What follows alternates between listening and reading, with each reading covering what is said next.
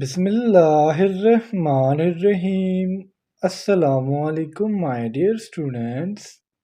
This is me, Bilal Ahmad, and you were watching my YouTube channel All Pak Forces. Students आज की video में इंशाल्लाह हम biology MCQs के part number 32 को डिस्कस करेंगे। तो आप लोगों ने वीडियो के साथ एंड तक जुड़े रहना है और वीडियो को कहीं से भी स्किप नहीं करना। So without wasting any time, let's start the video. Our first MCQs है All of the following can treat kidney stone except। यानी स्टूडेंट्स हमें जो नीचे मेथड्स दिए गए हैं इस MCQs में हमसे ये पूछा जा रहा है कि जो तमाम के तमाम मेथड्स दिए गए हैं ये जो है किडनी स्टोन को ट्रीट करने के लिए है माँ से वाई। तो इसका हमारे पास जो करेक्ट ऑप्शन है वो है ऑप्शन डी, मीन डायलिसिस। सुन डायलिसिस इसलिए किया जाता है ताकि हम ब्लड को फिल्टर कर सके। किडनी का मेन फंक्शन होता है ब्लड को फिल्टर करना। तो जब एक बंदे के किडनी फेल हो जाते हैं तो उसके लिए जो ट्रीटमेंट किया जाता है उसे हम नाम देते हैं डायलिसिस का। तो जो किडनी स्टोन है वो मेडिसिन से, सर्जरी से और लिथोट्रिप्सी के ज़रिए ट्रीट किया जाता है, लेकिन जो डायलिसिस है एक ऐसा मेथड है जो किडनी स्टोन में बिल्कुल भी यूज़ नहीं होता। क्वेश्चन नंबर 2 है हमारा 6 chromosome present in female are. Chromosomes हमारे पास कुछ कलर बॉडीज़ होते हैं जो हमारे न्यूक्लियस में प्रेजेंट होते हैं और हमारे पास जो फीमेल 6 क्रोमोसोम है वो है XX। So the correct option is option B. इस तरह अगर हम मेल की बात करें तो मेल में जो 6 क्रोमोसोम होते हैं वो होते हैं X and Y. Excuse number 3 है हमारा blank bacterial disease affect eyes. वो कौन सा बैक्टीरियल डिजीज है जो आई को इफेक्ट करता है? So the correct option is option A, mean trachoma. फिर ट्रकोमा हमारे पास आई का एक ऐसा डिजीज है जो ट्रकोमेटिस बैक्टीरिया की वजह से काज होता है। यह हमारी आंख के कॉर्निया को इफेक्ट करता है और ये जो डिजीज़ है स्टूडेंट्स ये अभी तक 42 कंट्रीज़ में फैला हुआ है। 42 कंट्रीज़ में इसके केसेस इंडिकेट की गई है। ट्रकोमा एक ऐसा डिजीज़ है अगर इसका इलाज टाइम पर ना किया जाए तो इससे इंसान की नज़र भी जा सकती है। नंबर 4 है हमारा medulla oblongata and pons are collectively called. Student medulla oblongata को हम सिंपली मेडुला भी कहते हैं और जब मेडुला ऑब्लोंगेटा और पोन्स आपस में कलेक्टिवली हो जाए, एक दूसरे के साथ जुड़ जाए, तो इसे हम नाम देते हैं ब्रेन स्टेम का। सो the correct option is option ए। हम मेडुला ऑब्लोंगेटा के फंक्शन को भी जान लेते हैं और साथ साथ पोन्स के फंक्शन को भी जान लेते हैं। अगर हम मेडुला की बात करें तो ये हमारे पास ब्रेन के लोअर साइड में मौजूद होता है जो ब्रेन और स्पाइनल कार्ड को आपस में कनेक्ट करने का काम करता है। इसका काम होता है हार्ट बीट, ब्लड प्रेशर और साथ साथ हमारे ब्रीथिंग को कंट्रोल करना।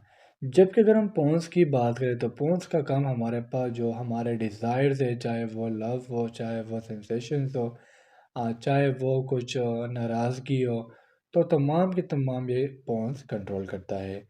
और जब पोन्स और मिडल ऑब्लांगेटा आपस में ऐड हो जाए तो उन दोनों को हम कलेक्टिवली नाम देते हैं ब्रेन स्टेम का। एक्सक्यूज में 5 है हमारा the interface of meiosis lacks the stage.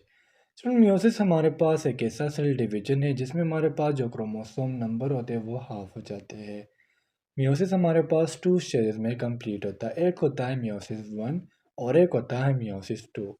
तो अगर हम मियोसिस की बात करें तो स्टूडेंट्स हम कह सकते हैं कि इसमें हमारे पास जो एस फेज़ है वो एब्सेंट होता है। मियोसिस 1 से पहले एस फेज़ एब्सेंट होगा क्योंकि स्टूडेंट्स हमारे पास ऐसे एक ऐसा फेज़ है जिसमें क्रोमोसोम की डिप्लिकेशन होती है, मतलब क्रोमोसोम डबल हो जाते हैं और हमें मियोसिस में क्या होना चाहिए, क्रोमोसोम की नंबर हाफ चाहिए। तो मियोसिस 1 से पहले एस फेज़ जो है वो एब्सेंट होगा जबकि मियोसिस 2 से पहले इंटरफेज़ होता ही नहीं है। नंबर 6 है हमारा endocrine system consist of somehow belong endocrine glands और टिश्यूज। देखिए स्टूडेंट एंडोक्राइन सिस्टम हमारे पास एक ऐसा सिस्टम है जो हमारे पास एंडोक्राइन ग्लैंड्स मिलकर बनाते हैं। यानी डिफरेंट एंडोक्राइन ग्लैंड्स आपस में इकट्ठे होंगे और ये एंडोक्राइन सिस्टम को बनाएंगे। फिर एंडोक्राइन सिस्टम का फंक्शन होता है हार्मोन को रिलीज करना। हार्मोन्स हमारे पास ऐसे सब्सटेंसेस होते हैं जो किसी फंक्शन को इनिशिएशन में हमारे पास हेल्प देते हैं। और हमारी बॉडी में 20 ऐसे ग्लैंड्स या टिश्यूज है जो आपस में मिलकर क्या करते हैं, एंडोक्राइन सिस्टम को बनाते हैं। अगर हम पेनक्रियास की बात करें, इस तरह थायराइड ग्लैंड की बात करें, तो ये दोनों क्या है, ये हमारे पास एंडोक्राइन ग्लैंड्स है। इसमें से आने हमारा which is not a category of classification in biology. सुन, जब हम क्लासिफिकेशन करते हैं तो हम कहते हैं species, genus, family and so on. जिस तरह मैंने आप लोगों के लिए यहाँ पर दिया हुआ है, तो इसमें हमारे पास अगर नीचे हम देखें तो स्पीशी भी हमारे पास है, क्लासिफिकेशन की कैटेगरी है, जीनस भी और ऑर्डर भी। With the exception case of ecotype के हमारे पास एक टेक्सोनोमिक कैटेगरी नहीं है। ये हमारे पास एक ऐसा ऑर्गेनिज्म होता है, लेट सपोज मैं एक ऑर्गेनिज्म हूँ, मैं किसी न्यू इन्वायरमेंट चला जाऊँ, तो वहाँ मैं अपने आप को अडॉप्ट कर लेता हूँ। तो ये जो मेरी अडॉप्टेशन है, इसी स्पीशी को हम नाम देते हैं इकोटाइप का। और इकोटाइप हमारे पास क्लासिफिकेशन कैटेगरी नहीं है। नंबर 8 है हमारा गोनोरिया इज काज्ड बाय। तो फर्स्ट ऑफ ऑल गोनोरिया का आपको ये पता होना चाहिए कि हमारे पास सेक्सुअल पार्ट का एक डिजीज़ है, ये फीमेल में ज़्यादातर काज होता है। गोनोरिया हमारे पास ग्राम नेगेटिव बैक्टीरिया की वजह से काज होता है। So the correct option is option B. Students, ये हमारे पास जिस बैक्टीरिया की वजह से काज होता है, उस बैक्टीरिया को हम नाम देते हैं निजीरिया का। और ये हमारे पास एक सेक्सुअली ट्रांसमिटेड डिजीज़ है, यानी ये सेक्स के ज़रिए फैलने वाला डिजीज़ है, जो फीमेल में यूट्रस, सर्विक्स और फलोपियन ट्यूब को अफेक्ट करती है, जबकि अगर हम मेल में बात करें तो मेल में ये यूरेथ्रा को अफेक्ट कर सकती है। नंबर 9 है हमारा the human sperms was first time discovered by. सुनो, स्पर्म हमारे पास एक रिप्रोडक्टिव सेल होता है जो एग के साथ फ्यूज होकर जायगोट बनाते हैं। तो ये जो स्पर्म है फर्स्ट टाइम डिस्कवर किया था एंटोन वेन लीवनहुक ने। सो the correct option is option A. Excuse number 10 है हमारा which is not recycled in the ecosystem. एक इकोसिस्टम में हमारे पास कौन सी चीज़ रिसाइकल्ड नहीं होती। तो इधर इसका हमारे पास जो करेक्ट ऑप्शन है वो है ऑप्शन डी, मीन एनर्जी। तो वानाइट्रम्स किसी भी इकोसिस्टम में रिसाइकल नहीं होती। जिस तरह अगर मैंने एक दफ़ा ATP यूज़ कर लिए, मैंने कोई काम किया, उसमें एनर्जी वेस्ट कर ली, जिस तरह अगर मैं कहूँ कि मैंने साइकिलिंग की, तो मैंने वहाँ पर एनर्जी यूज़ की, अब मैं इस एनर्जी को क्या वापस गेन कर सकता हूँ? नहीं। तो इसलिए जो एनर्जी है ये किसी भी इकोसिस्टम में रिसाइकल्ड नहीं होती। एक्सक्यूज मी, 11 है हमारा which is important for screening the input information before they reach the higher brain centre. यानी स्टूडेंट्स, अगर हम किसी इन्फॉर्मेशन की हमने स्क्रीनिंग करनी हो तो उसके लिए कौन सी चीज़ ज़रूरी है।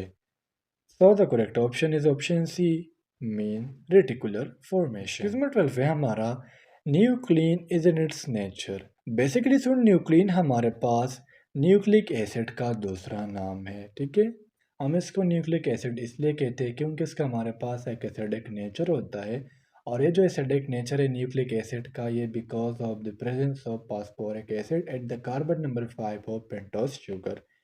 सो हमारा जो करेक्ट ऑप्शन है वो है ऑप्शन बी, कि न्यूक्लिन का हमारे पास जो नेचर है वो है एसिडिक। फिर न्यूक्लिक एसिड के हमारे पास टू टाइप्स है, DNA एंड RNA। नंबर 13 है हमारा secretin is secreted when blank touches alimentary canal. Secretin हमारे पास एक सिक्रेशन है एलिमेंट्री कैनाल का। और जब एलिमेंट्री कैनाल के हमारे पास क्या एक एसिडिक फूड आ जाए कांटेक्ट में, तो सिक्रेटिन तब रिलीज होता है। So the correct option is option A. Question number 14 है हमारा which bonds are broken during oxidation reduction reaction. Students, oxidation mean addition of oxygen or removal of hydrogen, and reduction mean addition of hydrogen or removal of oxygen। दोनों एक दूसरे के opposite है। और जब भी कोई ऑक्सीडेशन रिडक्शन प्रोसेस हो, तो इसमें हमारे पास कार्बन हाइड्रोजन बॉन्ड्स की ब्रेकिंग होती है, और इससे हमारे पास एनर्जी रिलीज होती है। नंबर 15 है हमारा the number of naturally accusing chemical elements involve in biochemical reaction is. Biochemical reaction mean एक ऐसा रिएक्शन जिसमें मॉलिक्यूल एक फॉर्म से दूसरे फॉर्म में चेंज हो जाए। और हमारे पास जो नेचुरली केमिकल एलिमेंट्स है वो हमारे पास है 92। So the correct option is option C. तो स्टूडेंट्स, ये थे आज के हमारे बायोलॉजी के MCQs। उम्मीद करता हूँ आपको तमाम MCQs क्लियर हुए होंगे। और अगर फिर भी आप लोगों को कोई कन्फ्यूजन हो, कोई डाउट हो, तो आप लोग मुझसे कमेंट सेक्शन में पूछ सकते हो। इंशाल्लाह अगले वीडियो में मिलते हैं। तब तक के लिए मुझे इजाज़त दीजिए। मुझे अपने दुआओं में याद रखिए। अल्लाह हाफिज़।